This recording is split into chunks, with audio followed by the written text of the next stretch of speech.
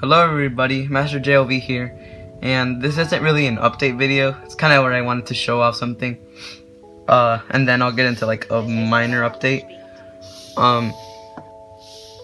So I had this extra shell from a platinum GameCube controller, and I just got kind of bored and wondered if I used paint that I had at my house, would it work? I used this paint right here, this acrylic paint, I guess that's how you call it, and it's the peacock blue. So I grabbed this, a brush, and I made this. So right away you know that it's not like, it doesn't look an official controller because it doesn't have this, but since I painted it in, this I also have to paint this in. It's not really like, it's not that big of a deal as long as like it feels like an original one at the end of the day. So that's why I decided, like, I was a little bit skeptical, but at the end of the day it only matters if it feels like an original one. So I'm gonna put it on a second platinum controller that I have. So yeah, this is the color that I started with, and then I painted it into this. Also just gonna be like showing how to change shells. If you ever order custom GameCube controller shells, at the end of this video you'll have an idea on how to switch them out. Okay, so what you're gonna need for this is you're gonna need a tri-wing screwdriver. It's like, it has 3 sides, so they're not like your regular Phillips heads. But if you want to change more, like if you want to change the trigger buttons, then you're actually gonna need a Phillips head. So on the back, there's 6 screws here. One right here. One right here, one right here, one right here, one right here, and one right here. So I'm gonna take these off, and then I'll go on with the next steps.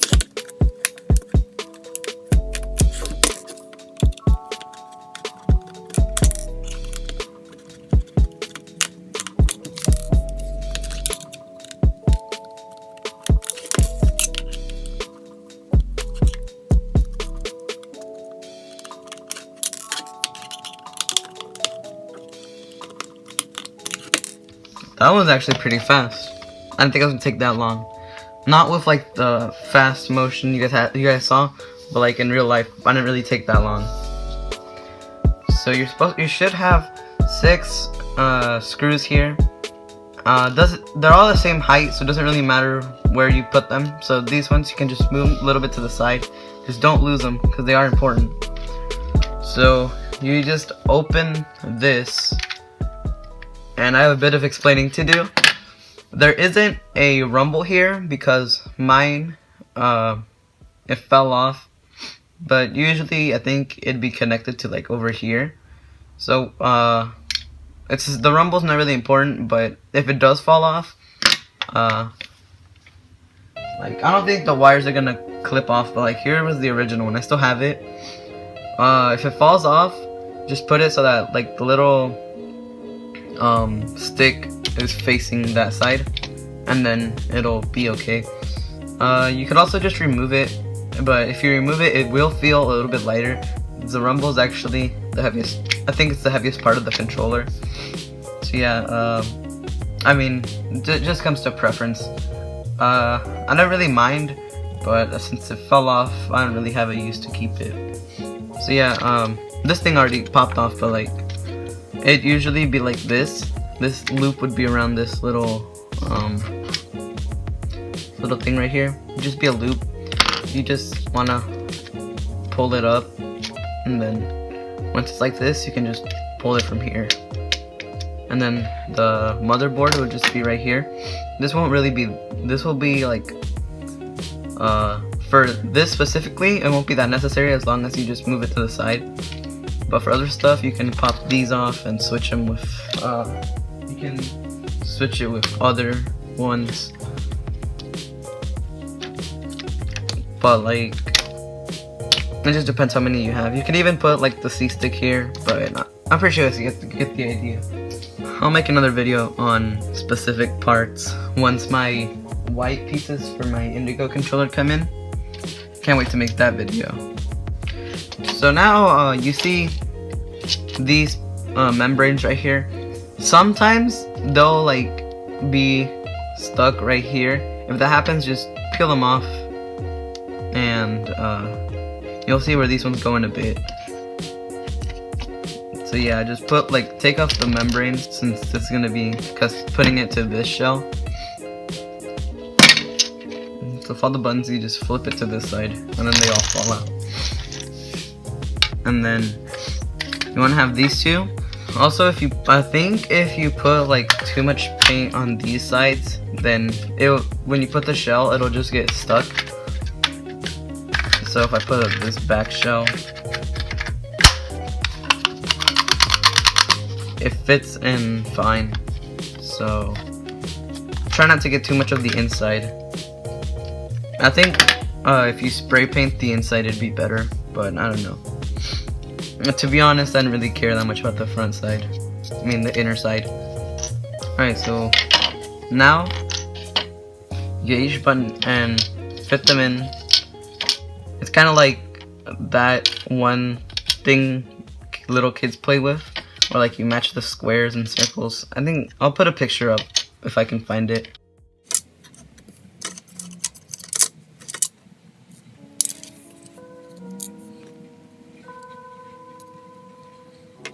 This is a homage beat.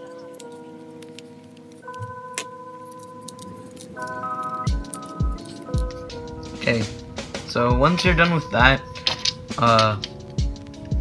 you're gonna want to find your Z button and fit it into here.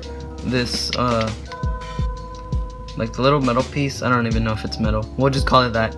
It should just fit in right here. You don't want to force it in, but like gently put it in. And there's like a little plastic piece that will hold it in place. Alright, so once you're done with that, you just need to put the motherboard like so. And this piece, it gets tangled.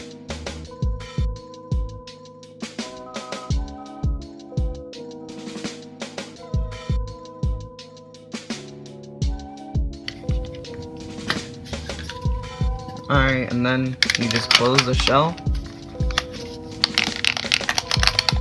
Oh yeah, and you make sure it works. I forgot to say that. I just got kind of excited. And you guys can see every button feels fine. So yeah, this experiment actually worked. Now of course you just need to put each screw back in.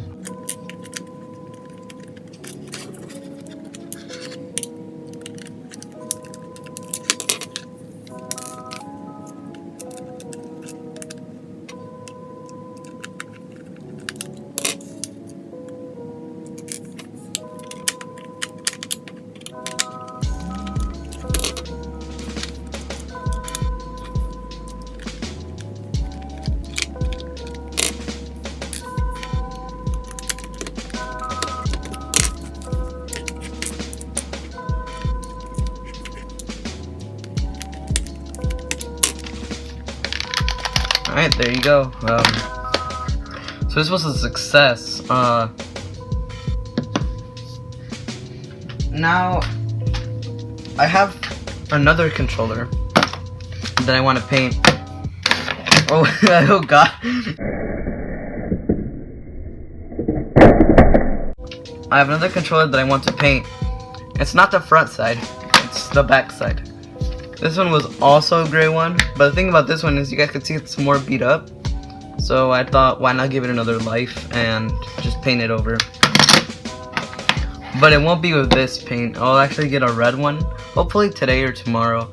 And I'll just post like a speed video of just me painting it. This is after I finished editing.